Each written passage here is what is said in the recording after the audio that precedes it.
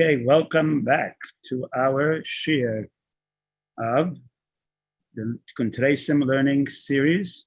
We are still in part 2 of Ahavas Yisroel. Now, we were talking about last time that the mitzvah of Ahavas Yisroel comes in 2 parts, a mitzvah saseh and a mitzvah slei saseh. So a mitzvah slei saseh was, do not hate your fellow person. And there, the Tzemach Tzedek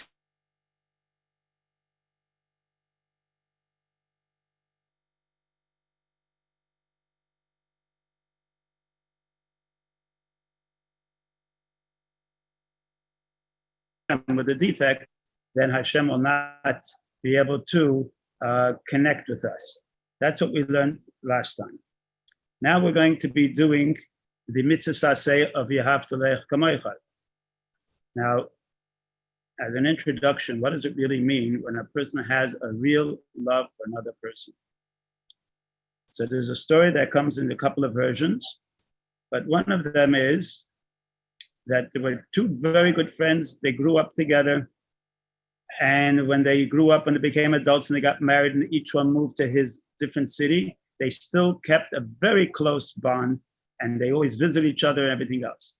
Now, each one had a different district where he was, and at one time, war broke out between these 2 districts.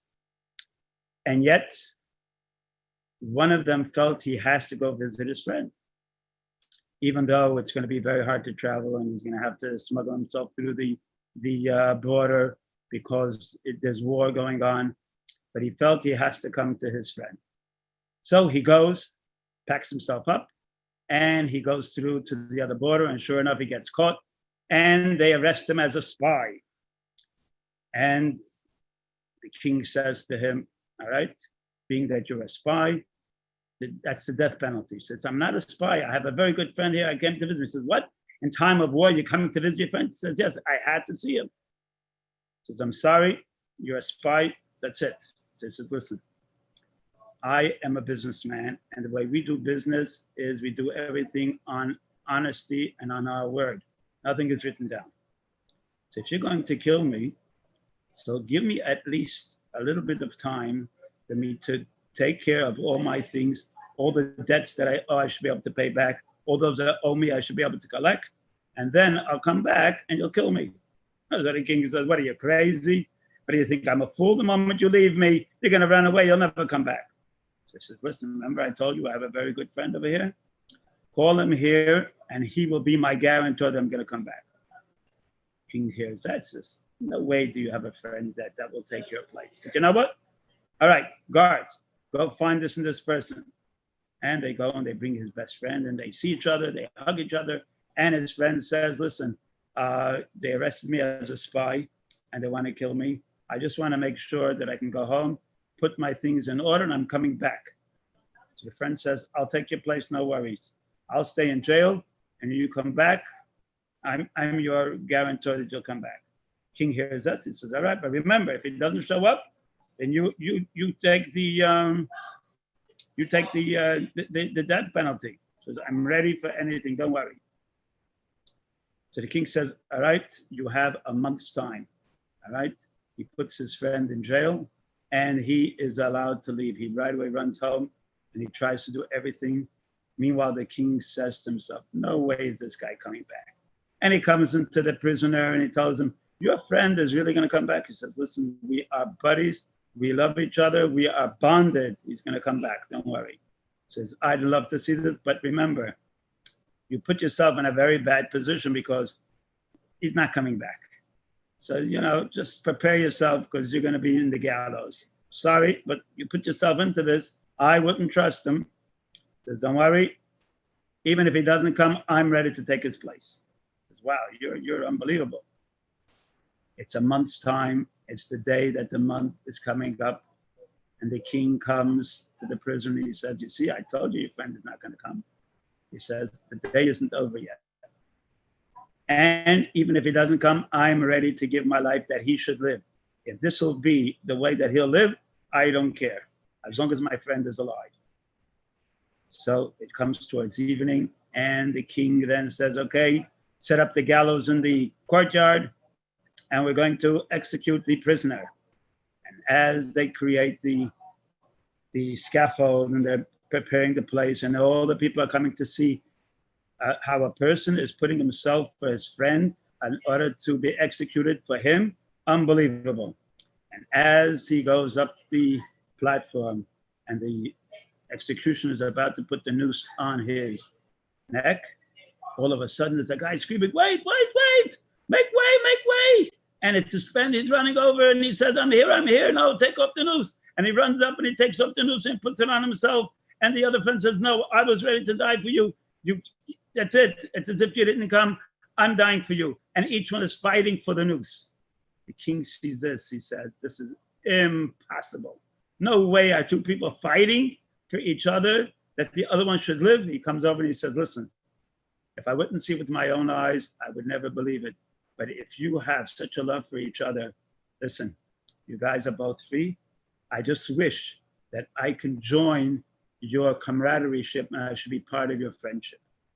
So here we see what real Ahavas Yisroel is, that each one is ready to give his life for the other.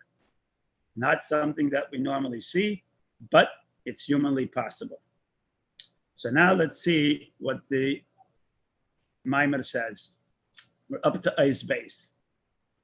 So he says as follows: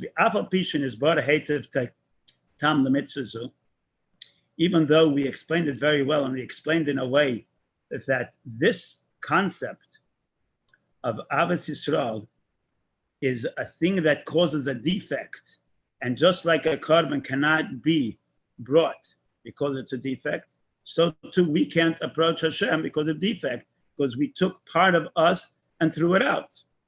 So now he says, we're going to go even deeper. And we're going to yet understand something that we didn't deal yet.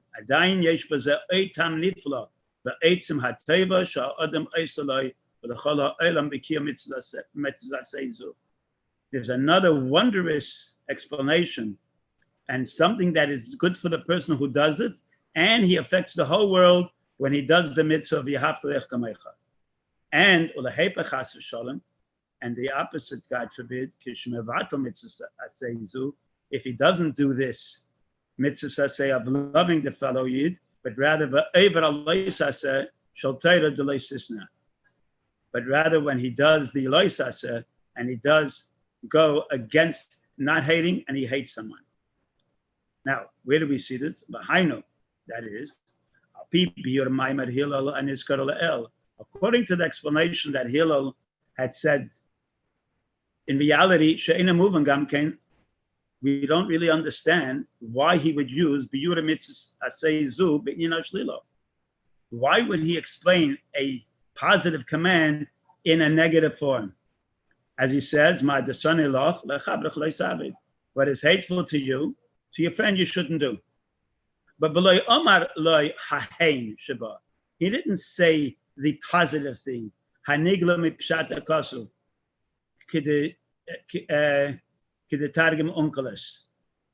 didn't he explain it in the positive way, just like Unkelus explained it? Love your fellow Jew like yourself. That's how he teaches the pasuk. He doesn't say in a negative form, he says in the positive form.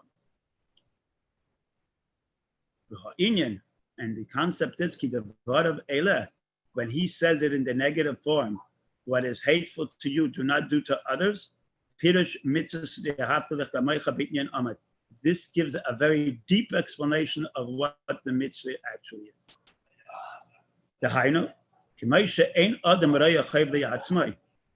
Just like it says that a person will not see his own faults. Now we know what that means because we all have our faults, but we don't really get excited about it, and we don't get that moved to want to change it. We say, listen, this is what I am, and we'll soon go into detail as well. Just to give you an explanation a little bit of how one sees himself and how one can change. In order to protect the innocent, we're going to change the names, and the the situation, but the story is the same. True story.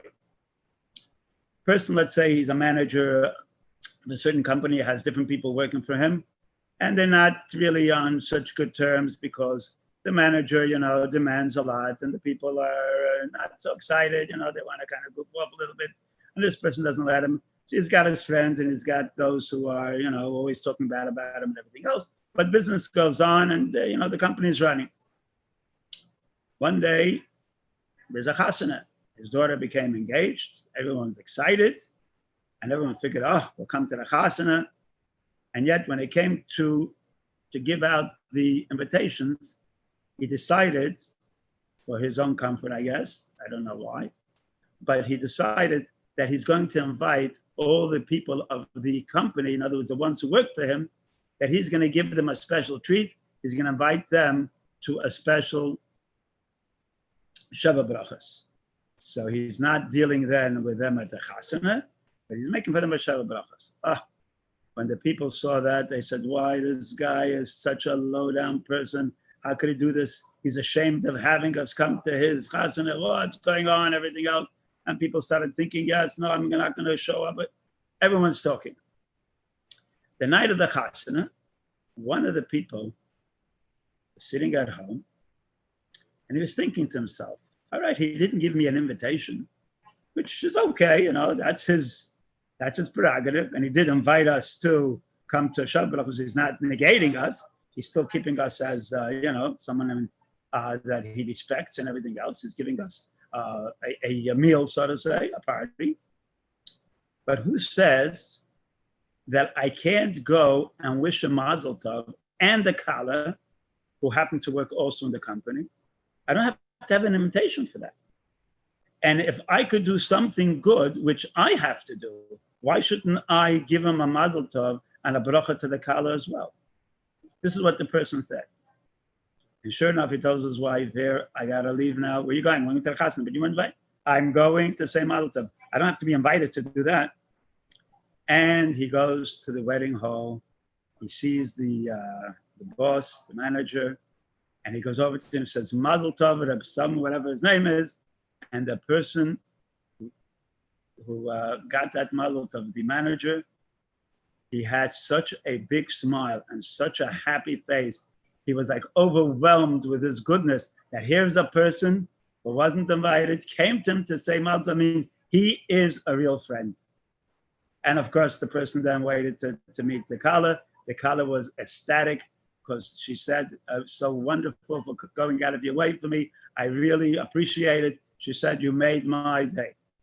So you see then, when you have a feeling for another person, do what is right. Don't worry how the other person says it. And the reason I'm giving this introduction, because we'll soon see how sometimes we react.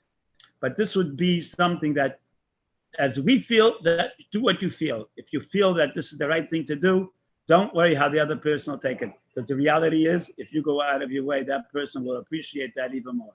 And you'll see that you're a real person. You're not doing it for, yes. If it's, there's as we say, that which comes from the heart enters the heart. So a person would see the reality of it. So this Ava is not such a simple thing.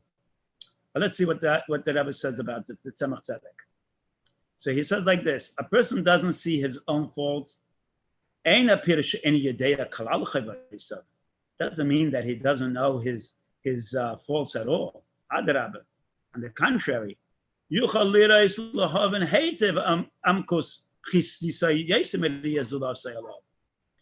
knows much more, and he sees and understands the depth of his faults, even more than what the other person sees on him. Why? He only sees the superficial person. Person can hide his faults. Person can act very nice. He can be an imposter. He can be an actor. No problem. But he himself, he sees what's in his heart. So what does the Gemara mean when he says that he doesn't see his faults?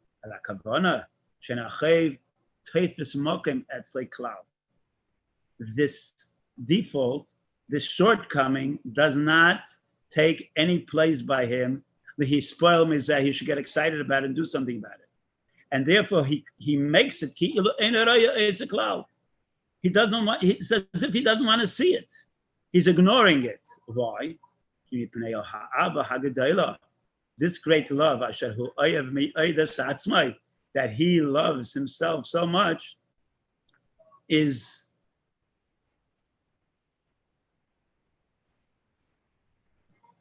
I just pick it up a little bit. There you go.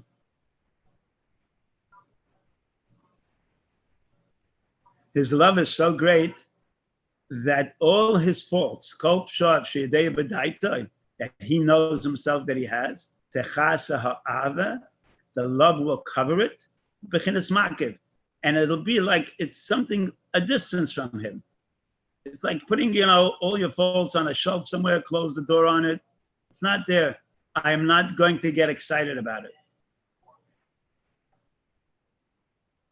And therefore, he doesn't allow it to become something that it should bother him. And that's why he doesn't make himself get excited about it. That's what it means. He doesn't see his fault in himself, because it becomes sunk and diluted in his great Ava, which is which covers up all his faults and puts it in a distance from him. Now, so if that's the case, what's the problem then? Very good. So he can keep it under cover as if it doesn't exist. So where's the problem arise? But what happens when your friend comes over to you and he says, you're so selfish. You only think about yourself. Here you are, you have a sandwich, you don't even want to share it with me. All right? What happens all of a sudden? So when a person comes and says a fault that he knows he's selfish. But what happens? The Yavan I say, and that person understands it. It causes myself to become so angry. Even though I know that the person is telling the truth, I know that I have that default. I have that problem. But you're telling it to me. I put it in the closet. You open the closet and let it all fall out. That's what gets me upset. You put it up in the open.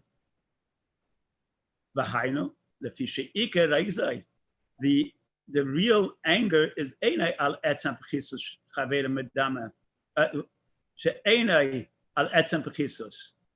he's not upset about the fact that he has this fault and think and the friend is just saying something illusionary lie. That's not why he's angry. He's not angry that the person is lying. No. He knows that it's true. But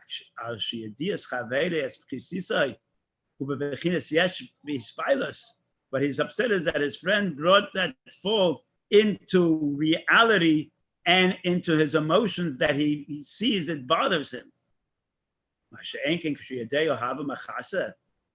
But when he knows that his Ava covers it, and therefore what he's doing is he's complaining against his friend, he's upset with his friend that revealed it. That the friend revealed that which was hidden in the closet, he put it out in the open. Which means that he brought it out. He brought it out from the covering of his friend. It's like, I hid something under the covers and you come along and you uncover it. This was always covered for him. He didn't see it at all. But now, now his friend sees him uncovered, and he sees how it actually exists. And that's why Hillel came along and said, to get you to understand what makes you upset is that your love gets uncovered. It covers up, in other words, you're uncovering your faults that you did so well to disguise and hide. If so, son Allah, that which you hate, that people should not reveal the truth about you, Don't do that to your friend either. Do not show his faults and his defects, whether he doesn't do well socially. In other words, he's a grouch, he's very short-tempered, he screams a lot, he's very audacious, he's very selfish, he's very egotistical, always takes over the crowd. Even those things, and also those things you're upset that he doesn't, he doesn't, keep all the halachas 100%. He talks the middle of shul. He doesn't take certain dinim seriously. All these defects, he should cover just like he covers for himself. L'yesh v'davar ma, which is something that is real. But the love that you have to him, should be so great. You cover up on his faults as well. Don't allow it from your knowledge to come to midos, to affect the midos, to awaken up the midos, and to make everybody really riled up. Now, you should be riled up, and the person you see it in shouldn't rile him up either.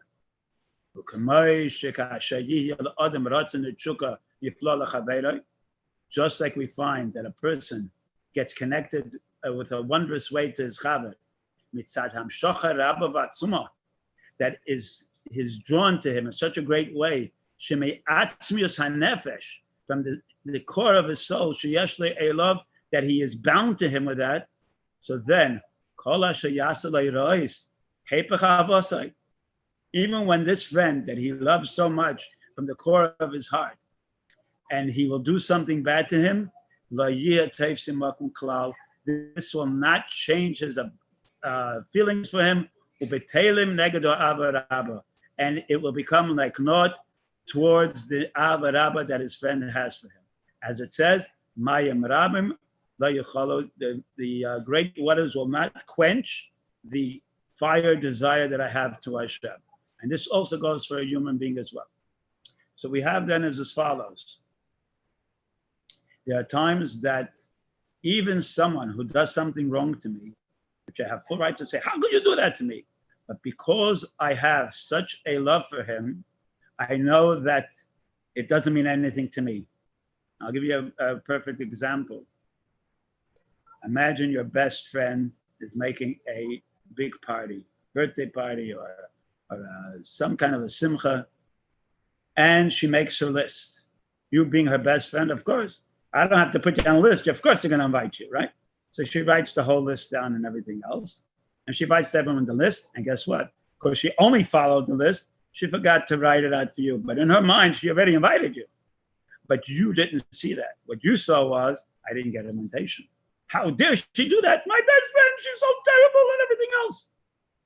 Now, what should this person do? As we learned now, if we're best friends, then I don't take that as a slight. I will find every excuse in the book. She didn't remember. She was going to do it. She thought you did it. I'm coming anyway. What happens when you do come? And then the friend realizes, oh my goodness, I forgot. Oh, I'm so happy you came. That shows you're really my best friend, because you realize that I didn't slight you. I really love you the same way. I'm so happy that you came. And even if the person didn't think that way, but because you showed that love, she will reciprocate and say, you are my best friend. So you don't lose out. The only thing is you gain. So then,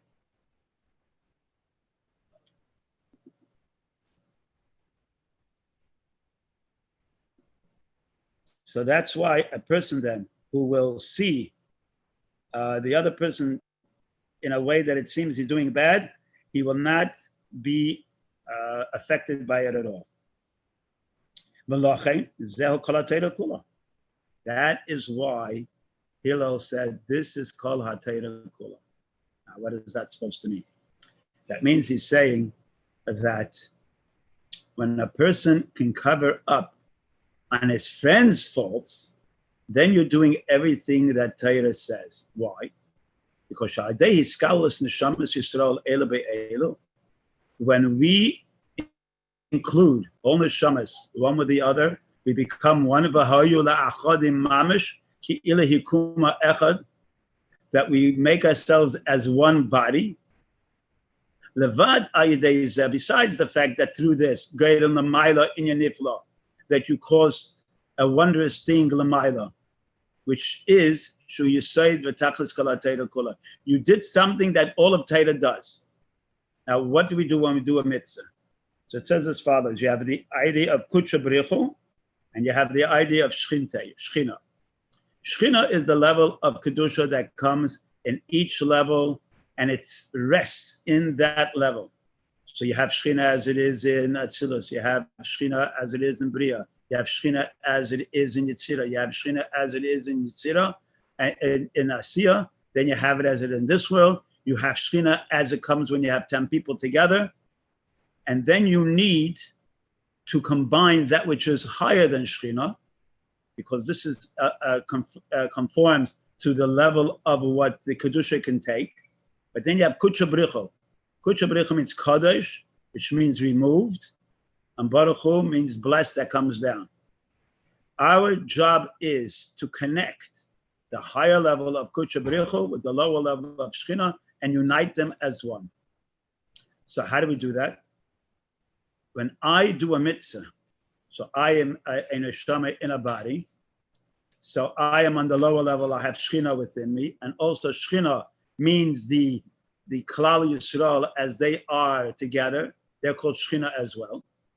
And then you have the higher level, which is a mitzvah. A mitzvah is Hashem's command, so that's kutsha b'richu. So when I do the mitzvah, I combine the higher level of kedusha with the lower level of kedusha, which is shchina, which is the source of where all neshamas come from. As he says inside, yeah. You are then combining the higher level with the lower level. Why? Because Shchinte, she's called the mother, the lower level of Mother Matanisa and the matriarch, which is Meker Nishamas Yisrael. That we call the mother, so to say, is the source of all neshamas. So since I connected with all other neshamas, and I connected all neshamas as one, we are now in the source of all neshamas. So we have shchinta. Now we can cause, and since I did the mitzvah of Ahavas Yisroel, and the mitzvah then causes kutsha b'richa to join. Now, where do we see the idea that this is the general foundation of the Yidden? Because it says, Kihine Shufra de Yaakov, the beauty of Yaakov is Me'ein Shufra de Adam, is like the beauty of Adam. Now we said Adam means the Adam al-Elyon, the supernal Adam. And that's what he explained. The Pirush and the explanations as follows. She Yaakov hayaklolos kol neshamas. Yaakov has in him all of the Yiddish neshamas in him. And therefore he says, Hu me'ein shufra de Adam ha'elyon, shalakisei. And he is the one that is similar. Since he's Adam, Yaakov has all Yidden in him. He is now the beauty of the Adam ha'elyon, the supernal Adam that is sitting on the chair of the Markava. And as it says, Hu mara demus kved Hashem, and he is like the image of the honor of Hashem. So that means kutsha b'richu. Ki chelek Hashem amay, and as it says also that your nation is part of Hashem. So we are then connected to Adam ha'elyon. Therefore, when he looks at as Klal Yisroel, all of Yidden, that they all became united as one. So the unity of the oneness of Yidden become the oneness of Hashem. Just like Hashem is one, now he can attach himself to the other one. The other one is us. So the echad of Hashem becomes connected to the echad of us, Yidden. And now they both join. And therefore, if they both join, how does a person look at himself now? So just like now that we're connected to the supernal Adam, and the supernal Adam doesn't look at his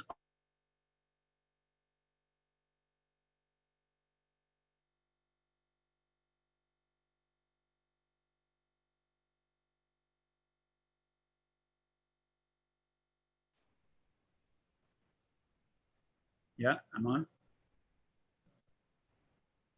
Okay.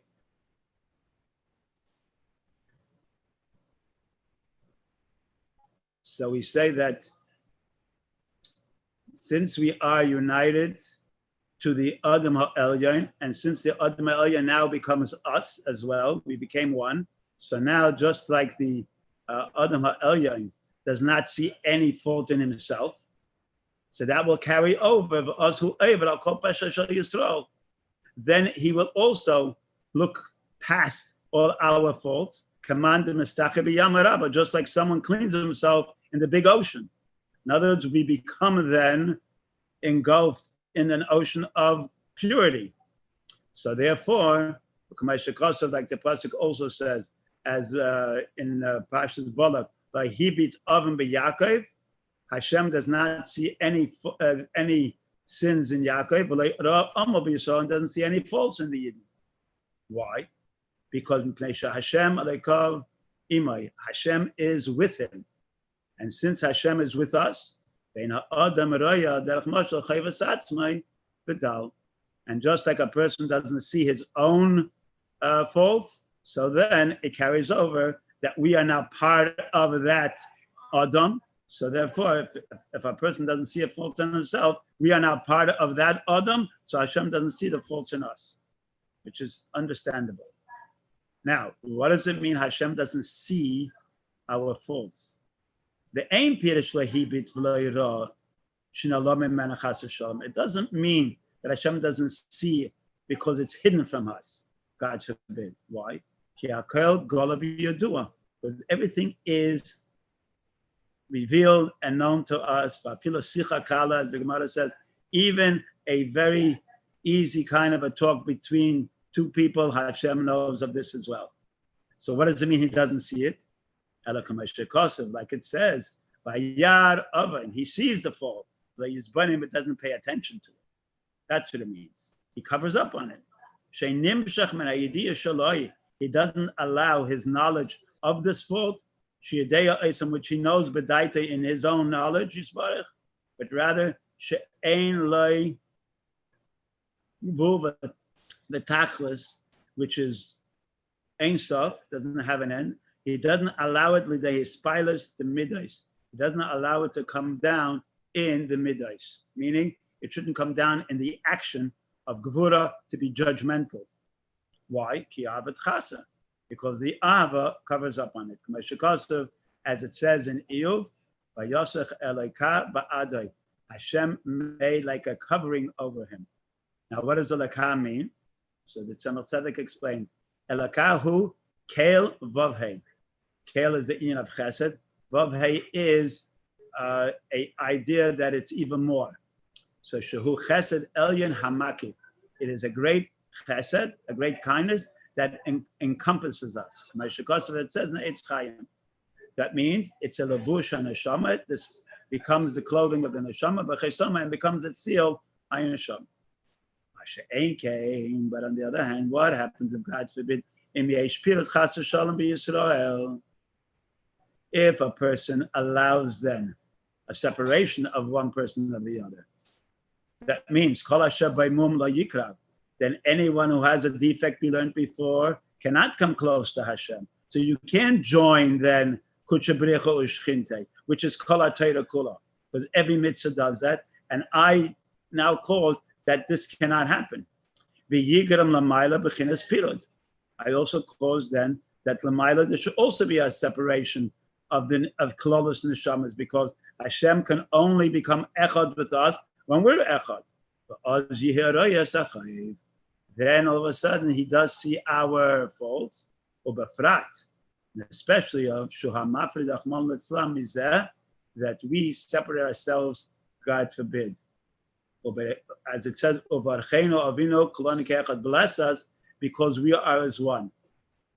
And also as Hashem says in Shir HaShirim, your beauty is great, my friend, and I don't see any faults in you. That's how great the Ava is when we're ke'echad. Because then when we are all connected, then we have the connection between Kutrabricha and Shchinte, which is Giloi Eir Ein Sof, the revelation of the Ein Sof, which will come to where? The Mekeir and Neshamas Yisroel, and the source of we all are, which will then trickle down into us as well as we are. Like it says, the Mebe Echad Be Echad, as it says, that one becomes united with the one. The oneness of Yidden becomes the oneness of Hashem. This is then what it means. The pasuk says we should be complete with Hashem. What is that supposed to mean? So he says,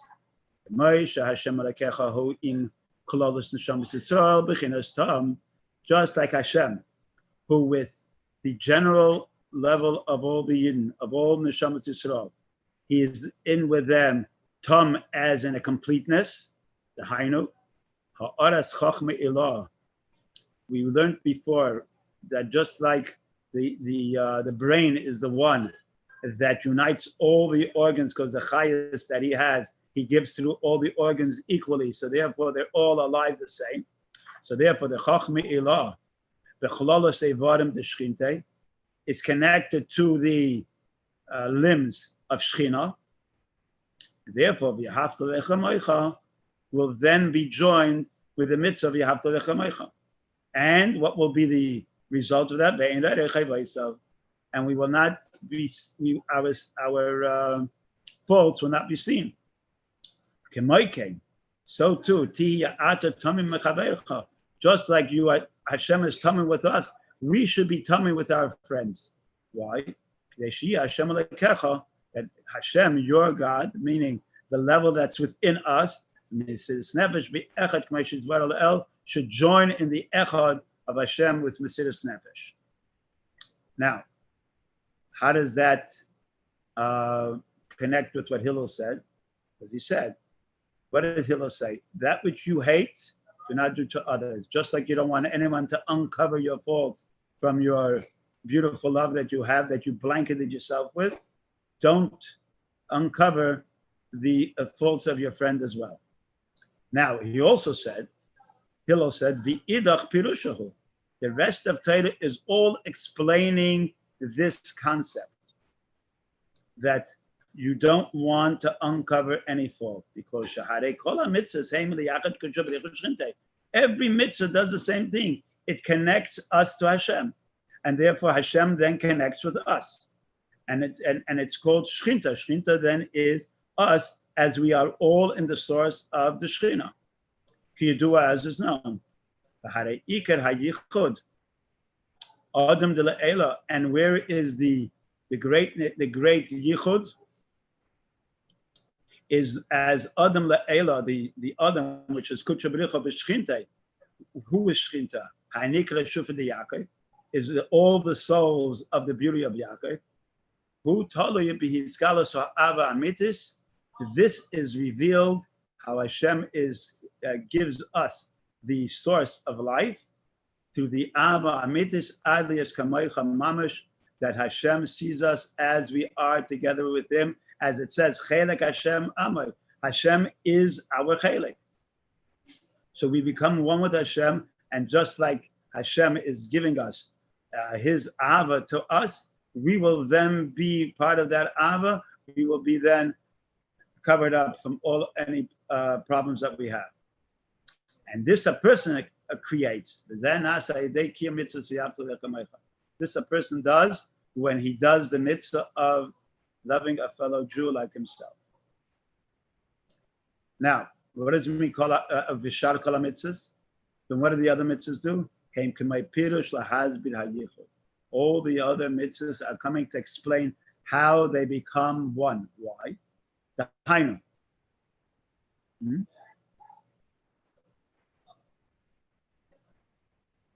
Right. Okay, so what we're going to do is, just to bring it in a little more clear, if a person then will see how he goes out of his way and does a mitzvah. That means, for instance, what makes a person